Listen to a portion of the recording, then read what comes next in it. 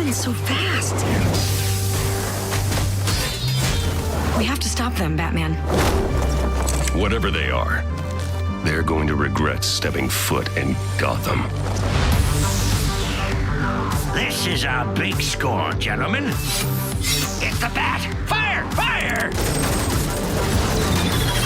Do I look like a friggin' bat to you? Huh?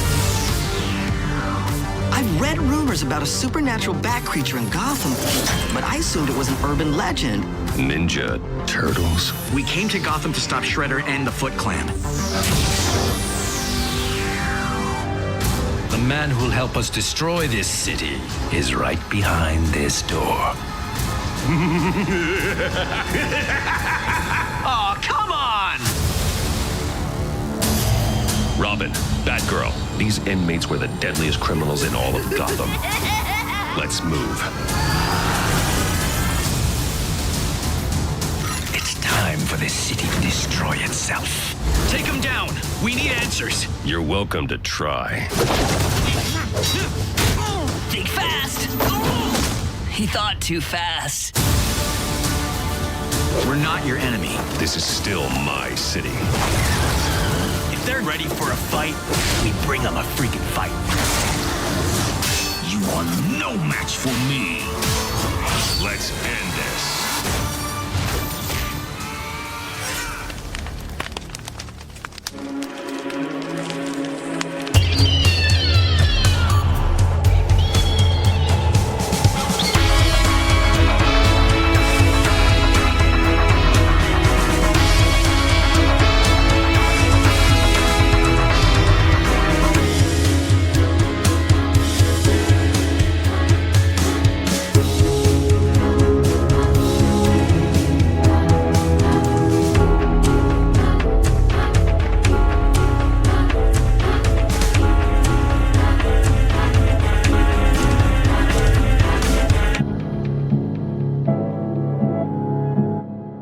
Welcome, citizens of Gotham, to The Fire Rises, a Batman podcast focusing on all things The Dark Knight and the DC Universe. If you'd like to connect with the show, you can find us on Facebook, Instagram, and X at tfrbatpod. And if you have thoughts, questions, comments, or even suggestions for future episodes of the show, you can shoot us emails. That's tfrbatpod at gmail.com. My name is Eric Carter, and I am your host, and I am joined, as always, by my co-host, Joe Fornerado. Joe, how are you, buddy? Eric, what's going on? Good to finally hear your voice after a couple weeks of trying to get this going. Well, yeah, as I warned before, it's a really hectic time. Scheduling is not easy. And then, you and I, Joe, we're on separate parts of the country here, so time zones, daylight savings, none of this makes it easy. So, but not easy to align the scheduling, that is for sure. But and you had a blizzard today. You had a very odd blizzard today in Colorado, which was very interesting. Yeah. And while we're talking about that, so yesterday, as we're recording this, like 80, 85, sunny, pretty. Today I wake up. We have a house showing today as well, by the way, Joe. So that was earlier today, like 3 p.m. Mountain Time. So we have a house showing, and I wake up to just crazy snow. I think we got like 5-6 inches of snow today. Oh, it actually accumulated? I don't even think I realized that. I yeah. just saw the snow. Oh, jeez. Yeah, it accumulated. So maybe we should do this. Maybe we shouldn't. But we have Ring cameras in our house. So while we're doing showings, we don't do the visuals. We don't look at people, but we like to listen to see what they're saying about the house. And one person I heard today was like, "Gosh, the backyard looks like crap," and I'm like, it's Colorado, and we just got a blizzard. What do you want? I believe I said the exact same thing when you showed us pictures of the house. Yeah, I'm not from Colorado. I don't have that. I would assume the people that were looking at the house are not from the area, or they're they're very demanding. Yeah. But I mean, you saw the aerial footage of the other houses. I mean, it's Yes. it's it's it's a common It's not problem. just yours. It is not just yours, that's for sure. There is no moisture here. It's very dry state. But either way, let me get off that soapbox because I'm sure nobody wants to listen to me talk about my house or the yard or weather or anything like that. So let's get to some Batman. Since we covered Watchmen last week, let's talk some or last episode, let's talk some Batman today. And of course, we have another anniversary. We're talking about the 2019 movie Batman versus TMNT today. But before we get there, we would be remiss if we did not bring up our partner sponsor in Organic Price Books. If you're looking for those deluxe hardcovers, those omnibus, those absolutes, the books we love to collect in those compact editions that look nice on our shelves, make sure you go to Organic Price Books. Use the link in the description of this podcast and go there. Use our promo codes. The first is tfrbatpod to save you $2 off of any order. And the second is tfrbatpod, ship it together to save you 5% off of any order of 3 or more books. And right in topic with our show today, they do still have the Batman Teenage Mutant Ninja Turtles omnibus available on the site, which I do own. Fantastic book. Have you didn't get this one, did you, Joe? I didn't because I have Batman vs. Ninja Turtles, the first collection in the deluxe, which has a lot of cool extras in that. And then I have just the regular hardcovers of all the others. And I'll be honest, as stupid as this is going to sound, if it included the um the animated version, it's only released in trade. The Batman versus, I don't remember if it's like the Adventures of Batman versus the Teenage Mutant Ninja Turtles, the one that's like the 2012 Nickelodeon Ninja Turtles, and the Batman the Animated Series versions. That is not included in the omnibus because that is not James Tynion, obviously. But Right. I really wish that was included somewhere, and I would love to have that in a hardcover edition. But I just didn't need the omnibus, and I know everyone says how great it is. There's so many excellent extras in it, and I know you were definitely selling it on me. If I didn't have the 3 hardcovers already, I probably would pull the trigger. But I don't know. Maybe eventually we'll see. But I do like my sometimes it's easier to read those regular hardcovers, and I like just having the individuals sometimes. Yeah. So the other series you're talking about is Batman Teenage Mutant Ninja Turtles Adventures. Okay. So really also great book. Yeah. But yeah, this one I could not pass up this omnibus. First of all, the cover art is gorgeous. You've got, the Turtles and Batman from the comic series, and then you've got the black and white Eastman turtle there too on the cover. So it's just such a fun mashup. And it ties into the stories that are within.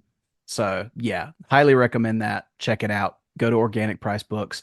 Save yourself some money on not just the Batman and TMNT, but any book you're looking for, and support this show in the process. But Joe, let's Absolute get to Death of the Family is coming. That's the one that everyone needs to get. Yes. Is Absolute Batman Death of the Family. That's my next one. Yeah, that is coming very soon. I can't remember the date on that, but It's the end of the year. I think it's like October, Yeah. November. Yeah. yeah, looking forward to that one. But Joe, let's get into the main topic we're here to discuss today. Batman versus TMNT.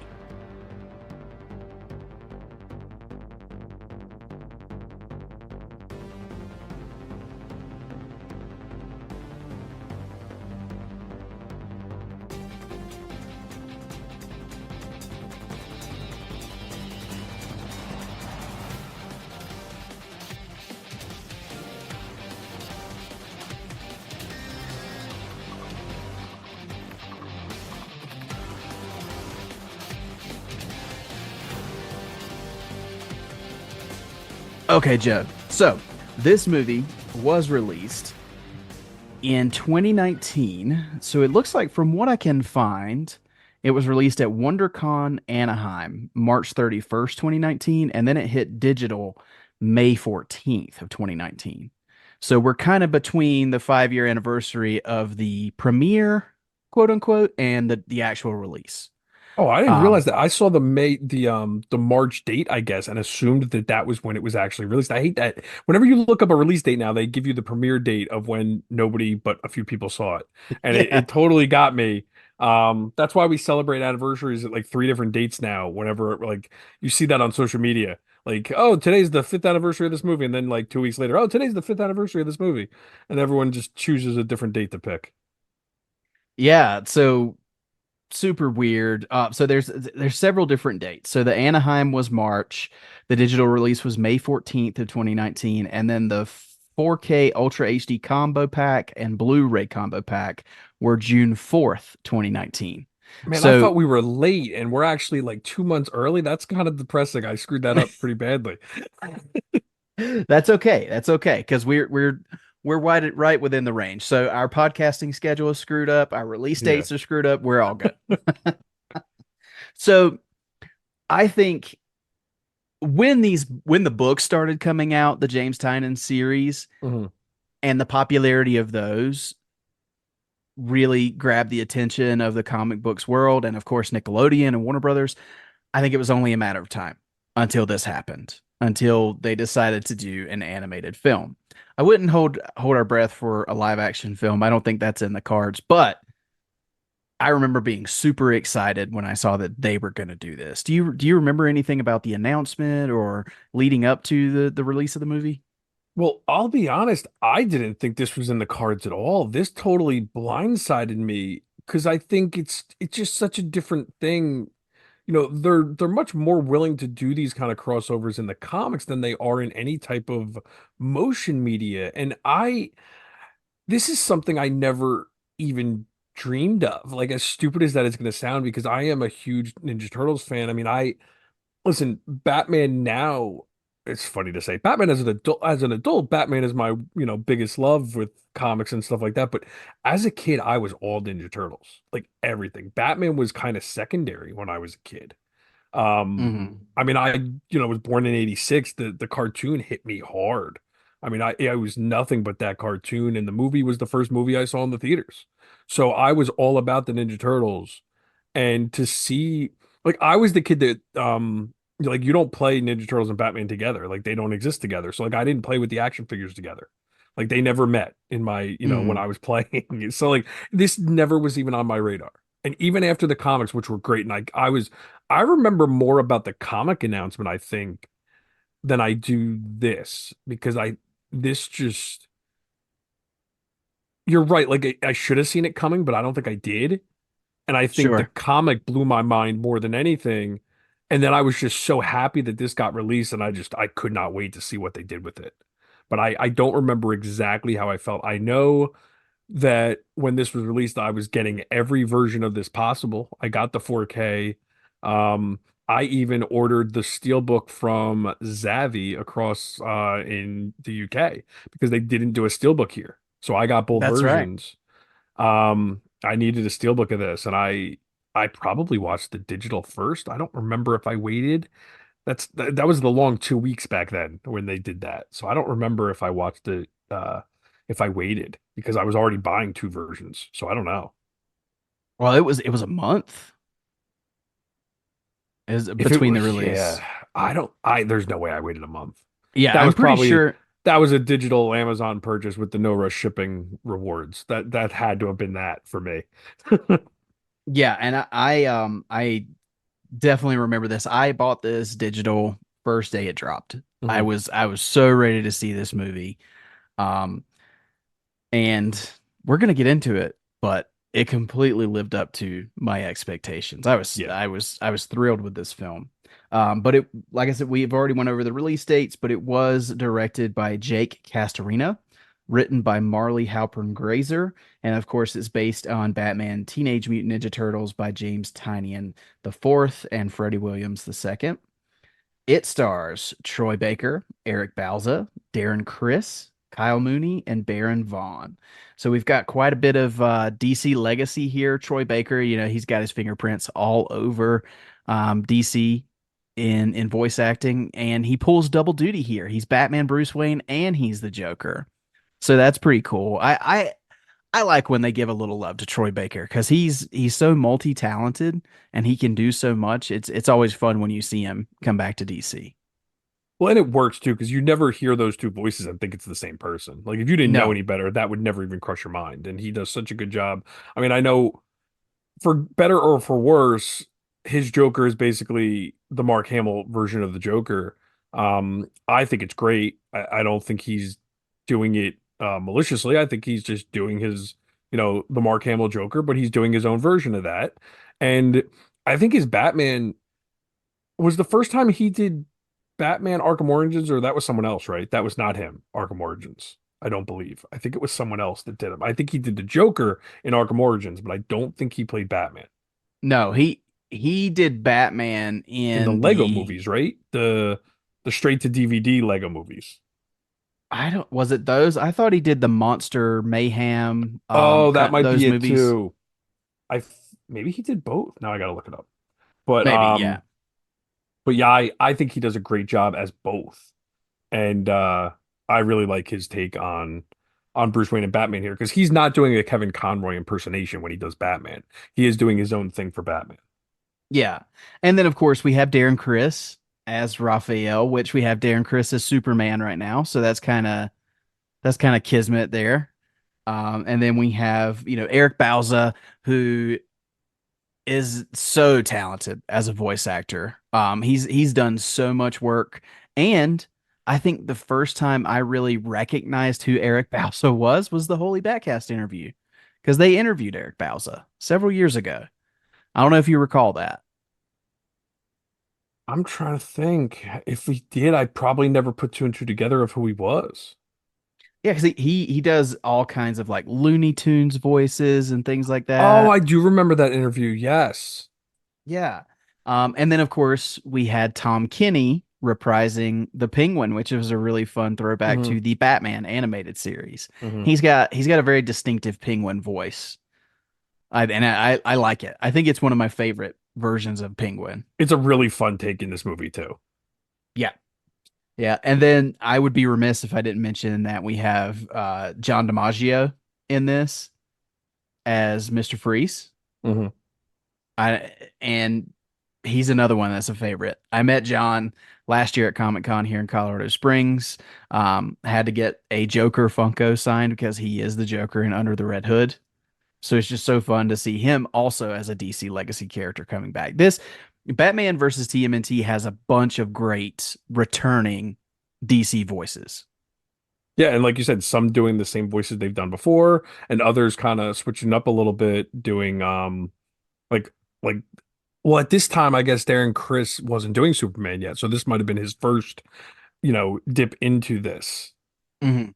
But yeah, still a lot of well-known people doing these roles. And I'll be honest with you, I don't think I went through the list and was like, oh, I recognize that person. Like I didn't really pay attention to that kind of stuff. I didn't dive into a lot of the behind the scenes of, the voice actors and all that.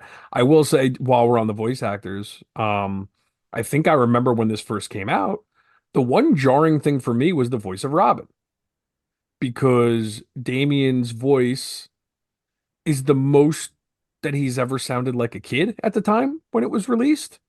Mm. And I think it was jarring to me at first. And this time watching it didn't even occur to me. Like it didn't bother me in the least.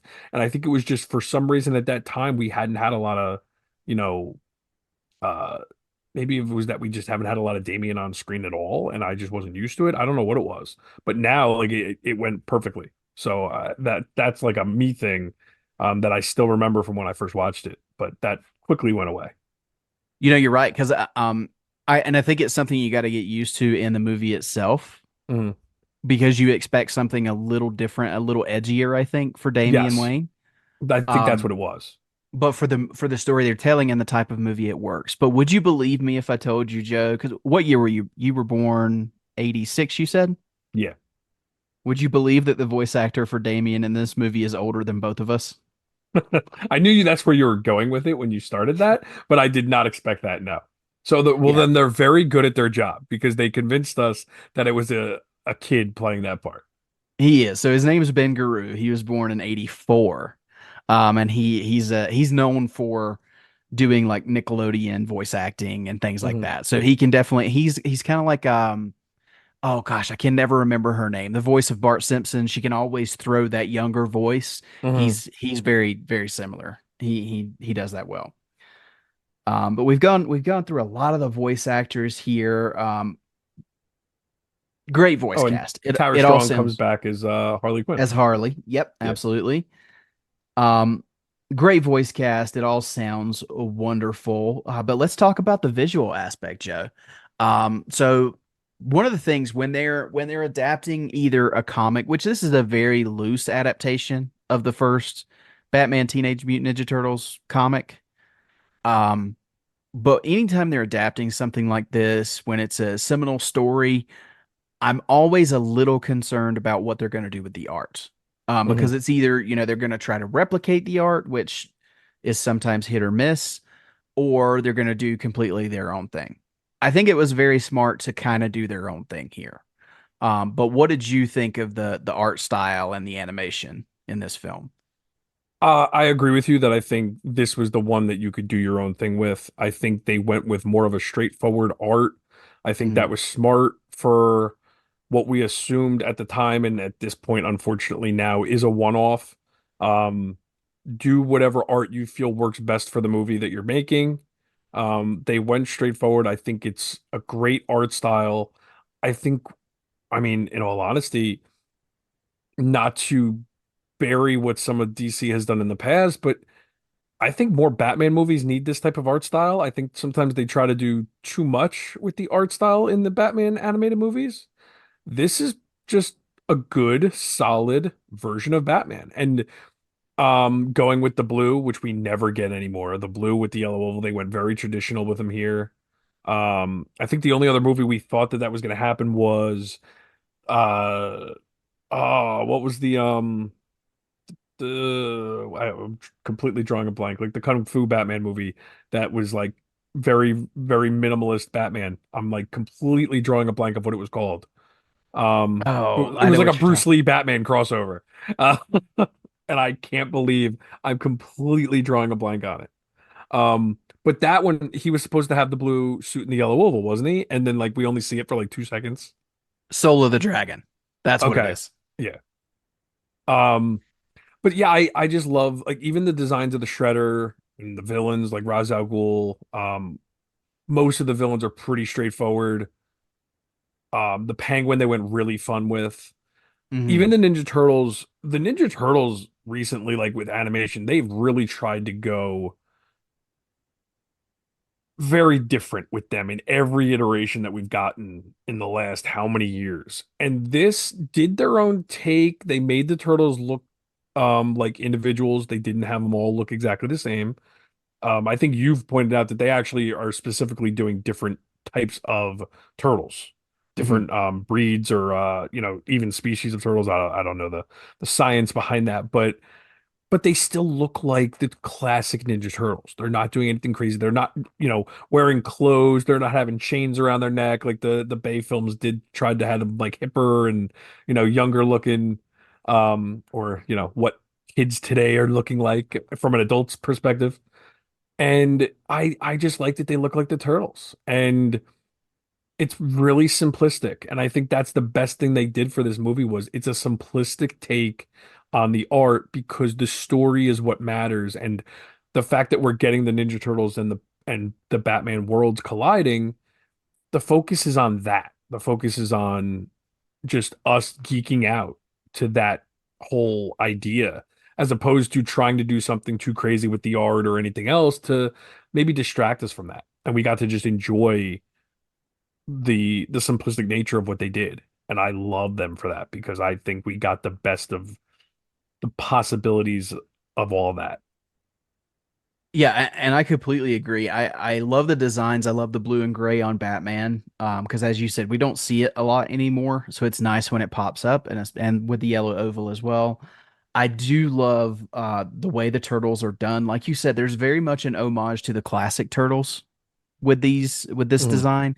But there's an and I don't know that they specifically went for the different species of turtle in this version, Hmm. other than they just kind of tried to give them each their own look. Yeah, They were all slightly different shades of green, which I appreciated because it gives you more to differentiate them than just the colors on yeah, the exactly. masks. Different body types. Yeah. The only thing I will say, and I think I said this before when talking about this movie, when I reviewed it with Holy Backcast years ago, but the only thing I don't like about the turtles is the head shape on Donatello. For They've whatever always, reason, yeah, I can't, I feel like they've always tried to make Donatello's head look different, like thin or small. I don't know why, but you're right. That is, I can definitely get behind that nitpick. yeah, for whatever reason, like his head looks like a slender bubble, and I don't know why. Like it's just funky looking. Hmm. Um, and it's not something it's not a a deal breaker for me. It's fine because the portrayal of Donnie is still spot on. Yeah. Um, it's just, yeah, the head shape for some reason has always bothered me, but it is what it is. A rare Uh, occurrence in today's Ninja Turtles animation where he doesn't have glasses. And I'm no not goggles. against Yeah. yeah, like I'm not against like okay, maybe it's like a stupid cliche trope to have the smart one with glasses, but I Yeah. guess it's like a representation thing where it's like it's okay if you wear glasses, it's fine. Like superheroes wear glasses too. I get that whole thing. I just again I like the simplistic nature of, you know what, the turtles, they don't need glasses. Like it's okay. If he I puts on think it's the glasses once in a glasses. while, it's Yeah. I fine. think it's the glasses over the mask that's just Yeah. weird Yep. looking. Hmm. Yeah. I don't mind it when he has like in the Bay films when he has the thing he can put up and down and it's Yeah. got the lenses on it that he can telescope and stuff like that. That's fine. I Um, I also want to point out real quick because I thought it was hilarious. You know, how, like I think it's Disorder does the fun like IMDb trivia where it's like something obvious. I saw one thing online where it was like, did you know in the Batman vs. Ninja Turtles movie, their belt buckles are subtly designed to resemble the letters of their characters? I'm like, that's not subtle. It's pretty straightforward. You did notice that, right? that's Like a it's that's a pretty classic Turtles thing. yes, like, and I like how they did it, but it's funny to me that like someone took that and like mind blown. Like, did you not notice this? Like, it's done pretty well. Like, I like how they did it because it's not just the buckle with the letter on it. It's like a little, like a it fits the belt more than it is like actually done properly. But I like it. I thought that was a cool touch. Mm. I will also say I really love the way that they use Barbara Gordon, Hmm. Batgirl, in this movie because she's kind of the launching point at the beginning. Hmm. And she's as much a part of the team as the Turtles or as I would say even more so than Damien at times. Because Damien kind of pops in and moves the story along, but she really gets it started. And I love how competent she is along with Donnie. Like they're very much in step with each other, which sort of comes from the book a little bit. Um, but yeah, I love the way that they used Batgirl specifically in this movie. Well, so interesting. I'm kind of like having an argument with myself now as you're talking. I found it interesting that there are four turtles and there's three members of the Bat family. Clearly, Batman, Leo, Raph, Damian, Batgirl, Donnie. It's odd to, I was like, oh, why wouldn't they have had Nightwing come in with Mikey? But they chose to really make Mikey go at odds with Alfred, Yep, which is a they fun did. touch. I get now, like, okay, they didn't want to have another character. It was a way to simplify it and have a fun, you know, some really fun back and forths between Mikey and Alfred Mhm. that made for some really good laughs in this movie as well. I could have done with Nightwing because I think it would have been fun to have just another character in there. But you're right, I do like that they gave Batgirl a lot to do. Um, it is one of those things where Damian makes much more sense for the story because Ra's al Ghul is the main villain. Mhm. Damian is the Robin of today's comics. I get it, but it is one of those things where we're finally getting our first version of Batman versus Ninja Turtles, and like you kind of wish. I mean, obviously you don't because you love Damian, but you know, some of us are probably like, oh, like it would have been cool to have like a more traditional like Dick Grayson Robin as opposed to Damian. But I get it. And I don't even have an issue with it because the way the story's done makes a lot of sense that way. I could have done with either Tim showing up or Nightwing showing up, but I think keeping it simple, again, using that word, was the best way to do this. Well, and I also think much like the comic, because Damien is very a big part of the Yes. comic. He and Raph complement Mhm. each other so well. Very well. I don't know that, for instance, if you have Tim in the mix, you kind of have three versions of Donnie. Exactly. You're So 100% right. That was, as you were saying it again, I was thinking the same thing where it's like, Tim and Barbara are too similar to have them pair up with someone else. And I think yeah, this having Damien work with Rap makes the most sense for the story. I agree. yeah. Now, and we're not going to go beat by beat on this story, but I will say I find it interesting because We're gonna we get gush over it for the next few minutes, that's for absolutely. sure. Like I'm not gonna nitpick this very much. No, no. I do find it interesting that they kind of, and I think it's for, the time span that they have to tell this story. They truncated a lot of it from the comic where, they kind of took out the world jumping Mhm. and things like that. I found that interesting, and I don't think I thought about it before. But having read the omnibus last year and the stories all together, I mean, it's very much multiple worlds. They're jumping Yeah. back and forth. The turtles don't exist in the same world as Batman. The movie makes it seem like the turtles just drove down from New York to Gotham, and this Yes. is this that is what happens in the movie. Yeah. So Batman and the turtles exist in the same world here. So I found that an interesting difference between the book and the movie. Which I think it works best for this movie because it's like saying, okay, in this movie, in this universe that this movie takes place in, these Hmm. characters take place in the same world. And they Hmm. just know of each other slightly, but they don't cross paths until now. And I just for this movie, I love it. And I think it's awesome that we can live in a world where we can think about like even in main comics that they could exist in the same world and they just kind of stay to their own universe, they stay to their own, areas and they never cross paths. I get where that can be kind of muddy, but I mean, comics are always kind of Sure. like it's like, why doesn't Batman call the Justice League just to annihilate the Joker once in a while? It could always be that way. But for this movie, it makes the story a lot smoother. I think for the comics, doing the portal thing definitely makes much more sense because it's comics. You can do that kind of stuff. It lends better to that. It would be too much to explain in less than an hour and a half and get all your other story beats in. So, um, the story makes so much sense that you're bringing in Shredder, and of course his perfect counterpart in the world of Batman is Ra's al Ghul. So those two teaming up makes so much sense, and being a catalyst for why the Turtles and Batman team up to stop this threat of these two villains works perfectly. I think the most fun I have in the movie though is before we ever get to, the good guys taking on the bad guys.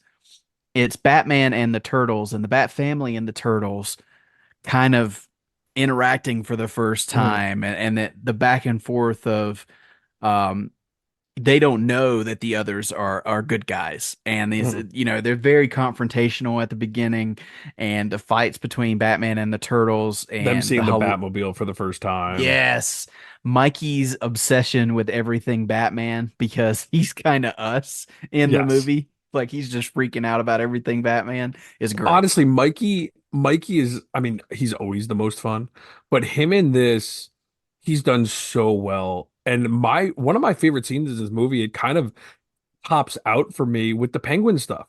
Michelangelo being in love with the penguin in the beginning is hysterical.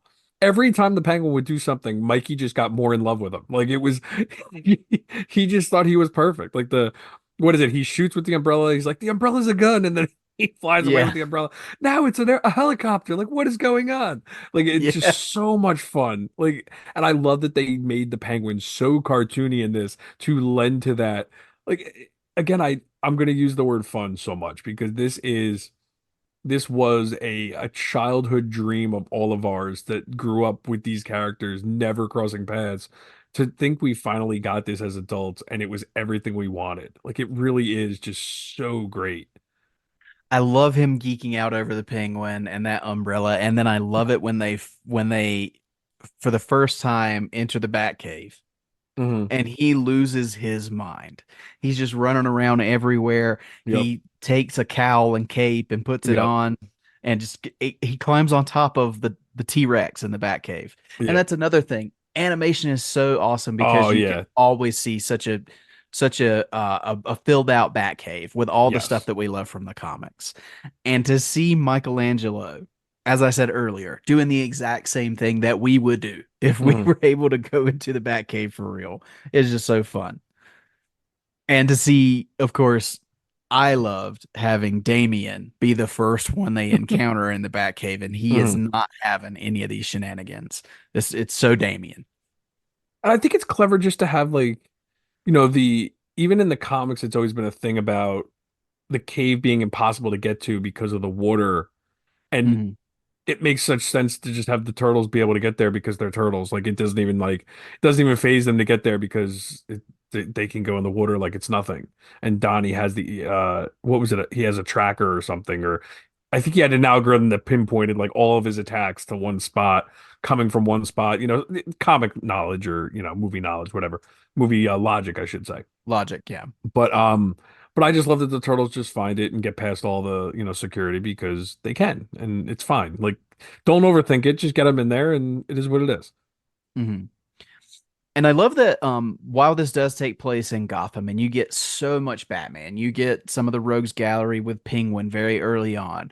You get the rest of the Rogues Gallery in Arkham. I love that they did not skimp on paying homage to the Turtles and their legacy either, because you get TCRI with the Mhm. Ooze, you get Baxter Stockman, of course, you get Shredder and the Foot Clan. So you get the Turtle Van in this movie that Yes. shoots the manhole covers painted like pizzas. It's just they're while they are in Gotham and it's Batman centric, they do not shortchange the Turtles in this film, which I really appreciate. There was so much to just get giddy over in this movie. Like the Mhm. first time I watched this, I had a smile on my face the entire time. I think the one part where it gets a little, it's one of those things where I think it's a perfect logical scenario. But it's the one part that I'm kind of like, is when the Batman villains are all oozed. And you get like it's really fun. But if I had to say like that's my one nitpick is like some of it's a little over the top, but it fits so well with the Ninja Turtles world, that whole scenario. The Mhm. Scarecrow, becoming like, a mutant where he actually now looks like a scarecrow and all this kind of stuff. Like that stuff, it goes pretty crazy.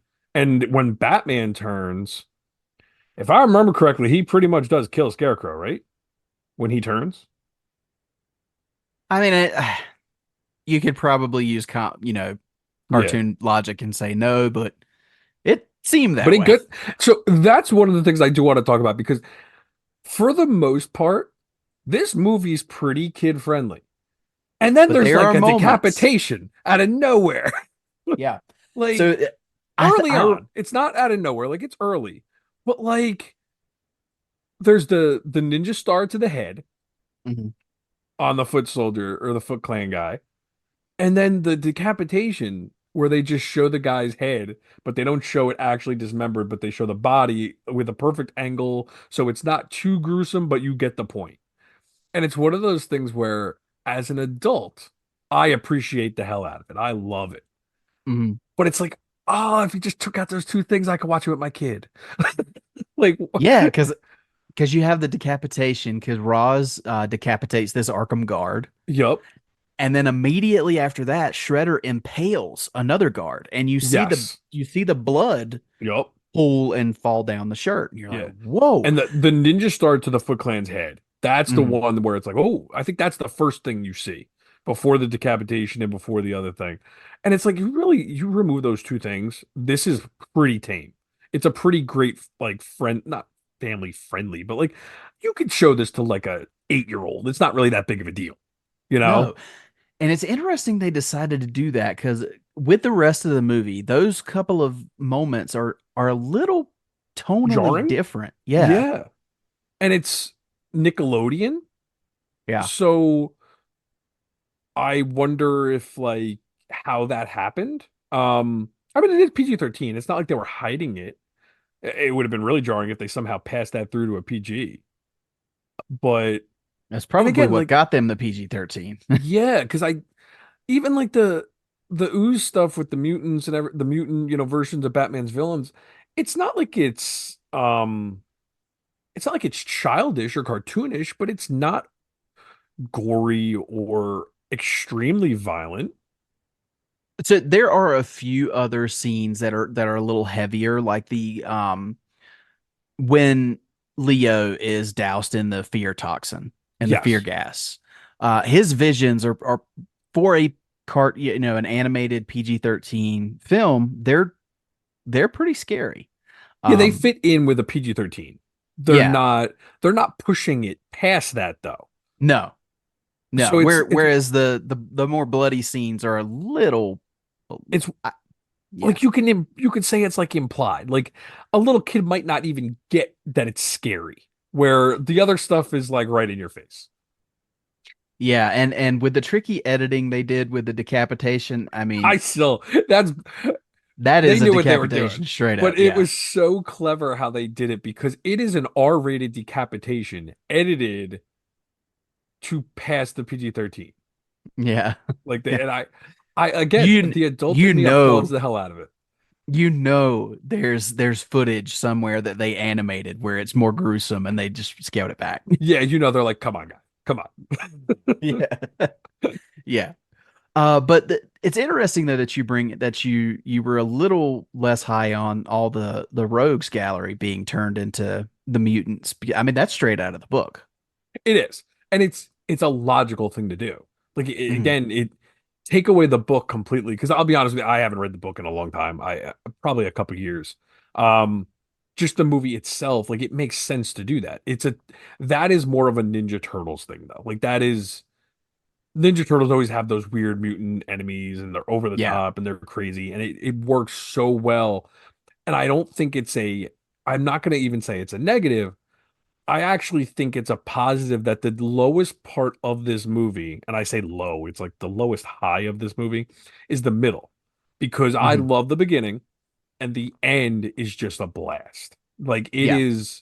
the ending is so much fun. There is so much to love about everything in this movie. And the second act is the darkest part. I mean, there's a lot of crazy stuff going on, but it gets really deep too with the Batman stuff and them trying to figure out what to do to save them and like it goes to places that it doesn't need to go but it decides to do and I again it's if if the first act and the third act are A's, the second act is an A minus or a B plus. Like Yeah.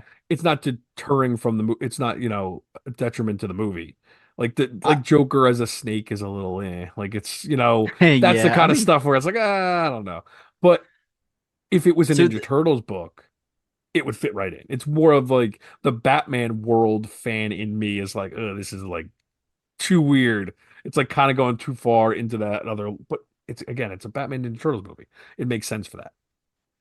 the only thing that didn't make sense to me in the animal transformations, and the rogues gallery transforming into the mutants, everything like polar bear for Mr. Freeze, Yeah. perfect. And Michelangelo also freaked out about that, so that was great. Um, the only one that really threw me off was they chose a tiger for Bane, and it's like okay, because the first time I saw this, I was like, okay, so they're not using the elephant that they used it because they turned him into an elephant in the book. Yeah, I wonder And why they wouldn't. well, the first time I watched the movie, I was like, oh, okay, so they chose tiger. I guess they're not going to do the elephant thing. And then a few minutes later, they have just some random thug who's turned into this big rampaging elephant. And I'm like, yeah, it was right there. Yeah, and I So, didn't put two and two together because I don't remember him turning into the elephant in the book. I mean, even the Joker turning into a snake is a little like, is that from the book? I can't remember, honestly. Maybe. Yeah. But it's like, what else do you like? You can't have him and Harley both turn into like hyenas. So like, Yeah. but again, it fits in in the Ninja Turtles world. Like, it makes so Yeah. much sense to do this. And I'm not saying it's a negative. It's just like that's where the book or the movie goes a little far in certain instances. I think the polar bear works great. Like, some of them are really fun. But then Mm. other ones like the Joker being the snake is like a. But it's you did bring it up before, and you did the review on Holy Badcast. Part of me wanted to listen to that, but I was like, no, you know what? I don't want to go back and listen to that to see. I might have to go back after we record this and listen to it because I did not know you at the time when you did that episode because that was your No. first podcast ever. We didn't know each other at all back then. Probably the first time I ever heard your voice or ever heard your name, and so it's really interesting that this was your first adventure into Yeah, the podcasting world. it is. And even if I didn't, already love Batman and the Turtles, this is always going to be kind of a sentimental one to me Hmm. because without this movie and maybe another one down the road would have gotten me in, but this I could have never started podcasting because this Yeah. just popped up and it was Andy asked me to be on Holy Batcast to do this one and I love this movie already and it's gained a little sentimental value over time because that started my interest in podcasting and Yeah. here we are. So yeah, I love this movie for that as well. Um so shout out to Andy and Holy Batcast for getting me started there. But so far you were talking about how great the ending is. And there's such a good Batman Shredder fight at the end. There's also a great Shredder Batman fight at the beginning. So the Hmm. movie is kind of bookended by Shredder Batman fights. And that for an I remember and I And didn't Ra's al listen to Ghul, and I guess it's Ra's al Ghul Leo, right? yeah. Yeah. So I did not. I also didn't listen back to that Holy Batcast review, but I do remember saying that for an animated movie, I thought the fights were really good because Yes. sometimes animated fights don't work all that well because it's animated, so you don't get the impact of the blows and things like that. And I thought I'll be honest, this, I check out a lot during action yeah, scenes in animated films, and in this one, I sure. don't. First, somehow they make you feel impacts and blows and it is a big it's this big kudos to the animation department on this film because that's hard to do and they really do it well and the whole I can't remember what they call it it's that specific martial arts punch that Yeah, the Shredder hits very Batman comic with booky. Yeah, yeah. Yeah, just that that's a through line in the movie because it happens to Batman early and then he meets the turtles and there's that different method of thinking and he knows what to do at the end. So that's yeah. it's great. Um but going back a little bit before that, one thing I did want to shout out because I really appreciate is that Batman, of course, hits that moment that he does in almost every Batman story where I don't need help. You need to leave. Hmm. We're doing this on our own, that kind of thing. I love the fact that it's not Leo that gives the big pep talk in the speech because that's the natural thing to do is to give Leo the big leadership Hmm. skills and it's Raph.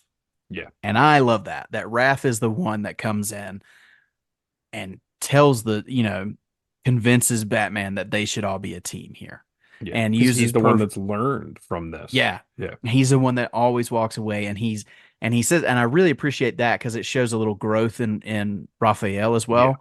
Because he tells Batman, I'm always the bonehead that walks away and thinks I can do it on my own, and it's always my brothers that have to save my butt.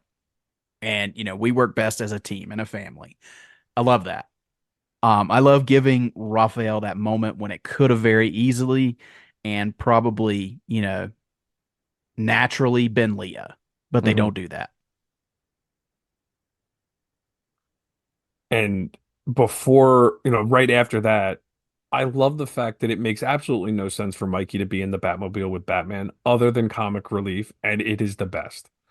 There's like no, if you're going through the list of, okay, who do we put here? Who do we put here? And they're like, let's put Mikey in the Batmobile because that would be awesome. Like, they Yeah. did it just because they're like, it makes no sense, but how much fun can we have with Mikey in the Batmobile?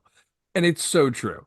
I love it. And the stupid little line of like, push all the buttons, and Damien goes, he never lets me push all the buttons. Yes, Like, that is one of my so favorite great. parts because Yeah. when they first start driving out of the cave, he's just Mikey is basically shaking with excitement, and he's like, Yes. "I just want to push every button." And Batman's like, "Don't push a thing." Yeah. And then Don't later push they any get the buttons. moment where he tells him, "Michelangelo, push all the buttons." And And then that that, Batmobile has some guns on it. yes, it does. And Yeah, rockets and missiles, and and it's you're so right. much fun. And that's one thing I think with Damien in this movie. I don't think that's something you would get in any other Damien portrayal. Is the very kid-like reaction of what you Yeah, just said. it's a lighter version of Damien, which like you don't need that darker. This is a reformed Damien. Like we're seeing Damien down the line. Hmm. This is Damien that's been with Bruce for years at this point. Yep, You could still picture him as that Damien in years past, but he's way past that now. He's now part of the team. He's fully reformed. He's not that little brat assassin that doesn't want to take notes from his father anymore. He's really a good kid in this movie, and I like. I mean, he's a likable Damien in this movie. Like he's not the little crap that everyone hates or loves to hate. He's not for that sure. kid in this. But the Batmobile Turtle Van chase sequence at the end. You talked about the fight choreography, like just the chase in this is imagine this in live action. Like this movie gets your attention like it's a live action movie. Like it really Hmm. is directed really well for an animated movie. It's not treated like I mean, I don't want to sound dismissive, but to me, it's just not treated like an animated film. It's treated like, okay, if we got to do a Ninja Turtles Batman movie, we got one of them. What would we do? If we had like if this was a live action movie, like if we got a full budget to do whatever we wanted, what would we do? And let's do that in animation. That's what it felt like. Hmm. Yeah. So, and this is no offense. We did bring those up earlier, and I can't remember what were those movies called. Batman Unlimited? Is that what they were? Yeah. This is no offense to them They were because I made for know. the toy line, basically. Yeah, yeah. So those movies, when you watch them, you can tell it's not on the same level. Mm, And that's always a fear when you see these animated movies, but that's definitely not the case here. They put a lot of heart into it, and it's done so well. And I'm so happy to have this. Um, you kind of mentioned, I don't know, Joe, maybe you know something I don't, but you did say earlier that this is a one-off, which at the end of this movie, we do get, of course, Batman defeats Shredder, and Shredder falls into the vat of Ace chemicals, the hmm Joker chemicals. And we get kind of a stinger after the credits at the end of Jokerized uh Shredder. hmm So they were definitely teasing more to come in the future. But we haven't heard any. It's been 5 years, and there's Yeah. been no murmurs, no rumors, anything like that. Have you heard something that I haven't? Because you seem to think this No, is done. I I would imagine it's pretty hard to have Nickelodeon and Warner Brothers together on a project like this and both of them profit equally. Sometimes they get like, I don't know if they like tug back and forth of like, oh, we deserve more because our property is more than yours. And I don't know how that stuff works. I don't know the legal aspect behind it. I did just hear Andy talk about, this a little bit on the Batman Book Club because they were talking about the books. And like he said, like he can't imagine this not have been profitable. I mean, this was unless unless they got like a huge budget for this where there was no way it was going to make profit enough to do another one. I don't know. It's weird to me that if this was a big profit that they wouldn't do another one. Or maybe they were both kind of like, nah, you know what? Like, we're good. We did one and we don't want to play nice anymore. I don't know. I don't know how that stuff works legally. If there's a lot of, there's a lot more stuff behind the scenes that has to happen to make these things work. I wish that weren't the case. I wish it was as easy as, hey, let's just split the cost on this and split the profits and move on. But I don't know. I don't know how that stuff works. And It's a shame because it's been 5 years. Like I'm not at this point holding my breath for another one, but I couldn't be happier with what we got. And I think it's one of those teases where it works as just a fun, like what could be at the end of this, not necessarily a cliffhanger, because I think this concludes. You know what I mean? This movie is can work as a one and done. I don't think there's anything that I need going further. Mhm. No, and I agree. I would with the tease of more to come and knowing that we have several other books, that they could spin off of. I'd love to see more, but if Yeah. this is all we ever get, I'm happy with that. Yeah, I never Um, thought we would get this. yeah, for sure. Now, so far as the numbers, there are sites that report on Blu-ray and DVD straight to video movie sales. Hmm. So apparently the film earned 609,769 from domestic DVD sales and 2,723,000 from domestic Blu-ray sales, bringing its domestic total to 3,333,000. But nobody knows the budget. So we don't Yeah. know what Nick and WB spent on this. Um Is so I that don't know. low for a profit? Like I don't know anything about these straight to I don't know. DVD That's and movies. that's domestic. So that's not even worldwide. So I Yeah. don't I don't know what the sales figures are. But that sounds from other samples I've seen of like DC animated movies, that sounds pretty comparable with some of the better selling ones. Hmm. So I'm with Andy there. I can't imagine this wasn't profitable. I'd love to see more. I just don't know if it's going to happen. Like you said, it's tough when you got two studios that have to work together on these things. It's honestly, it's probably a godsend that we got this. Yeah. So, but Joe, was there? Did you have? Because I know you love the Turtles and you love Batman. Was there a particular favorite part of this movie? You're gonna laugh at my favorite part's the credits. No, I'm not laughing because that was my favorite part as well. I I love those comic covers. I didn't want to bury the lead when we were talking about, the omnibus. I want a book of all of those fake covers. I Hmm. want all of those fake covers in a book, and that would probably be impossible to do, I guess, because of licensing. But oh my God, I love the credits in this. Putting Batman in the classic Ninja Turtles comics and then putting the Ninja Turtles in the classic Batman comics together. I want every one of them on my wall. Like they're perfect. They're so cool. I Um, don't I don't think that would be impossible. I mean, they've already done crossover comics as well as a movie. but I don't know if they have to get the license of who wrote, like who actually drew the original comic, if they're selling it as a comic. I don't know how that works Oh, maybe. I don't know, but I mean they because they it's basically plagiarizing if they you're sold it selling in it. they sold it in a movie. I don't know if there are different versions, like because you're not selling that as is it like as it is. I don't know. I don't know how I that don't know. works, I don't either. but Don't I would love a book with just those covers. Like I think they're so cool. But other than that, I think the Leo Shredder stuff. I mean, Shredder's design in this is awesome. Shredder is scary as hell in this. I think that they do a really good job with Shredder in general. But I think the Shredder Leo fight. I mean, I'm sorry, the Shredder Batman fights and the Leo Raz fights are the highlights. And Mhm. it's hard for me to pick anything because I think the Batmobile and the Turtle Van stuff is just awesome too. There's so many geek out moments in this. There's so many little Easter eggs too. Like there's one scene where you just see Donatello pick up a thug and flip him back and forth, and it's straight out of like the video games. Like Yep. when you would grab a person and just throw them. There's a shot of Leo with the sword going after Raj that's straight out of like the cover of one of their comics or something or other. Like there's so many little Easter eggs throughout this entire movie that it would almost be impossible to pick out everything. They had so much fun making this. For sure. Well, I mean, outside of the comic covers, which we both chose, and you went with the awesome fights and moments between Batman and Shredder, you're gonna laugh at my outside of the comic covers.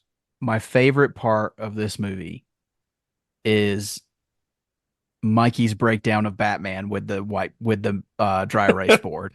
What is it? The The Philadelphia show. What the hell is that with the Yeah, guy on the whiteboard? yeah. The pros are the cool car, Yeah, the sick moves, the cons, he kicked our yeah, butts, and he's got the butts like drawn ridiculously large, which is hilarious to me, yeah. and possibly evil. So, and he's got like the devil horns on Batman. I Mikey is my favorite turtle.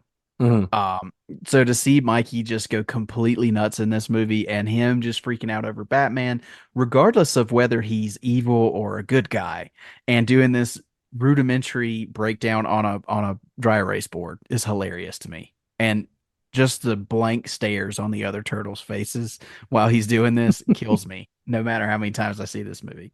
And it's straight out of the comic as well. So, Yeah, I mean, Mikey's interpretation in this movie might be my favorite version of Mikey ever. Like oh, it's he's so good in this because he's not obnoxious either. Like they found that perfect blend of him being hilarious but also not going over the top with it. I mean, he's pretty over the top, but never to the point where it's annoying. Like they picked their spots really well. well, when when he gives Alfred his skateboard at the end, Yes. and he says, "Please promise me you'll only do the sickest tricks with this." I don't know, it's just Mikey kills me in this movie. I love it. Yeah, But I have it on in the background right now and I keep getting you know, distracted. yeah, I keep getting distracted because I'm watching it and trying to think of what to say and I'm just, lost of words because I'm just watching the movie. So 5 years of Batman versus TMNT. I'm glad we got to get around to this one. This is one that you were looking up and you found, of course, in your because you do the research of the anniversaries for us, which I greatly appreciate. Well, I Um, screwed it up, so that's okay. We're within the window. We're within the window. with the Um, way things are going, we might not be able to record till May. So true. But thank you so much for finding this one. I'm glad that we had the excuse to watch it again and to talk about it because man, I love this one. But any final thoughts on Batman versus TMNT, Joe? I can't believe it's been 5 years. I Time is flying. I like this does not feel like a movie that came out 5 years ago. Um, No. Sad that we haven't gotten a sequel yet, but the fact that they kind of, popped the seal and did one of these, it could be a while and it might not even be a sequel, but we might get another version of this at some point. They might go back to the well if they don't have any other, original ideas and they're like, "Hey, like you want to do that again because that was pretty successful, 10, 15, 20 years ago." Whatever it may be. Um I don't think it's ever going to be out of the realm of possibility again because they've done it before and Mhm. that's promising. Um but And I yeah, can't see James Gunn poo-pooing another one. Like I just can't. The way James Gunn is, I can't see him saying, "Nah, well, we won't do that." oh no. I mean, didn't he say something like it they've talked about like DC Marvel crossovers in the office Mhm. before. Like that doesn't mean it's happening, but I don't think we haven't talked about it. Like he's Yeah. not against anything. Um Also like it's just so fun. Like how do you not have fun even thinking about doing another one of these? And yeah, it doesn't hurt anything. They're one-offs. Like it doesn't even if it's I mean even if it's a sequel, it's not affecting the other movies. And they can do these as Elseworlds where it doesn't have to be part of the next animated universe going forward if they're doing something like now that the Tomorrowverse is ending and Mm. it's again I still sometimes can't even believe this happened like my tell my 5-year-old self that we got a Batman Ninja Turtles movie when I was 30 Right. something years old like that's crazy. We're so lucky that as adults we're still get to be kids and watch this stuff and enjoy it. And it's pretty amazing. It really is. And it's weird to get sentimental over a, Batman Ninja Turtles movie, but how can you not? Like it's it's insane. Like little kids playing with Ninja Turtle stuff, and now I'm watching like Donatello with his communicator talking to Batgirl, and they're like exchanging info so they can communicate with each other. Like I think that's the fun part about this being in the same world is you can picture this going forward, and they're still in contact with each other. Hmm. It's not over because they go back to their own worlds. Um, Yeah, I love this movie. I apologize if I gushed over it way too much and didn't make any sense because I really do love this movie that much. It's this is No, one that that I put on in the background a lot. yeah, no, and that's cool because one thing that while you were talking kind of popped into my head is just you were talking about 5-year-old you. I think the best way I can wrap this up is, and I can't remember do you remember what the old Halloween costumes were called that they used to come in the box and they had the plastic mask and then you had the costume that went I the know super I don't remember cheap what they were costume that went. called, I can't but remember what they were called either, but I know growing up I was a turtle, I was mhm. Batman, probably a Power Ranger in there too, but they were these same style of costumes. And if you had told that kid, like you just said, that one day you're going to have a movie where they put Batman and these turtles together, Yeah. I would have lost my mind. And so that's that's the craziest thing is looking back on this. Not only did we get it, but we got a really, really great version of it. And Batman Um, sitting and eating pizza with the turtles in the Batcave. yes. But yeah, like So I was a Ninja Turtle 3 years in a row, I think, when I was a kid. And I was also the kid that was so geeky that like the costume you're talking about wasn't good enough for me. Like I didn't know I can't wear that. So like my grandmother had to like sew me something. She took that's cool. like a base what do you call it? Like a basting pan and like we painted that brown and that was my shell. Like stupid stuff. Mm, Like I went all out for my Ninja Turtle costumes. It had like that's legit awesome. masks and yeah. And I trust me, I was Batman too. But it was yeah, I mean, I'm watching the covers now and it's so cool how they did this. Like I this is like a geek's dream to see this kind of stuff. Absolutely. But yeah, that's the biggest thing to me is like I said, not only did we get it, but we got a really, really great product and an awesome movie that we can enjoy over and over again. And it's right up there. I can't remember where I ranked it in our animated Batman movies, but I know it was high. So yeah, just one that I will continue to go back to and I do love dearly. So two worlds colliding in an awesome way. And you know, now that you say that, this is kind of related, and it's not something I've really ever thought about before, but this is a very rare occurrence of not adult, but like a non-childish animated version of the Ninja Turtles. That doesn't exist other than this movie. We don't get one-off Ninja Turtle animated movies like this. Mhm. Like we get all these Batman animated movies every year. So it's a way to get a different type of Ninja Turtles in motion media where, you know, you have the TMNT movie, the CGI movie, but it's still that was geared towards kids. I mean, that's a great movie. But like, could you imagine if we got, you know, a Ninja Turtles movie every 2, 3 months, like we get these Batman movies that are based off of the IDW comics right now. Like that'd be great, but we just it's not a common thing for the Ninja Turtles to be geared towards that stuff. They decided to gear more towards the kid stuff, which I'm fine with. I mean, we might be getting a Last Ronin movie now. Like they're trying to explore different options with the Ninja Turtles. But I love that we have this as almost like a different version of the Ninja Turtles than we ever had, and it happens to be with Batman, which is really cool. For sure. Couldn't have said it better. Well, Joe, I think that's a great place to end this episode on a high note. So thank you so much for not only bringing this to my attention that the anniversary was coming, but for joining me and watching this, and also for helping me align schedules because it's so hard right now. But but thank you so much. I really appreciate your contributions to the show, Joe. But where can everybody find you out there on social media? Yeah, well, thank you for letting us talk about this again, even though you had already done an episode on it. So I was glad I got to be a part of this one with you. And you're probably a little bit more fine-tuned now as a podcaster than you were back then. But this was really fun. And yeah, you guys can find me on X, Instagram, Letterbox as J411. Um, I think I'm on Threads now too. I just use it for James Gunn. I think it's the same J411. Don't try to talk to me on there. I'm not really there. And then what is it? And then Facebook as Joe Fornerato, Fornarotto. Awesome. And yes, I will say a lot less nervous now than I was on that because I was I was pretty nervous on that episode. But for myself, you can find my personal social media accounts on Instagram, X, Threads, and Letterboxd at mecarter89. That's mecarter89. Once again, the show can be found on Facebook, Instagram, X, and Threads at tfrbatpod. If you have thoughts, questions, comments again for the show, you can send us those emails. Just shoot those to tfrbatpod@gmail.com. If you're looking for a way to support the show, the best and easiest way to do that is to leave us a rating and review on whatever podcast platform you listen to us on.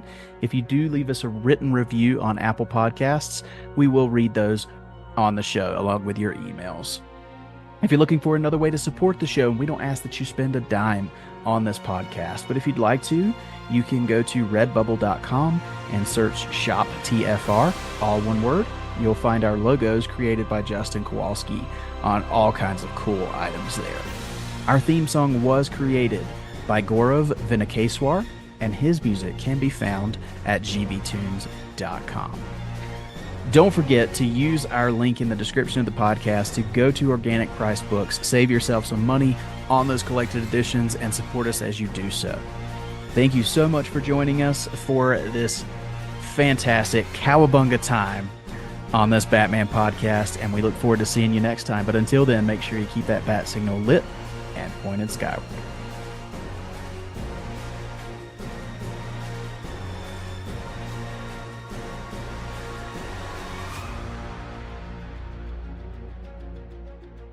Batman was created by Bill Finger and Bob Kane and is the sole property of Warner Brothers Discovery. The Fire Rises, a Batman podcast, is in no way associated with DC Comics, DC Studios, or Warner Brothers Discovery. The thoughts and opinions of the participants of this show are their own and do not reflect the companies that they work for. Thank you for listening. We'll see you on the next episode.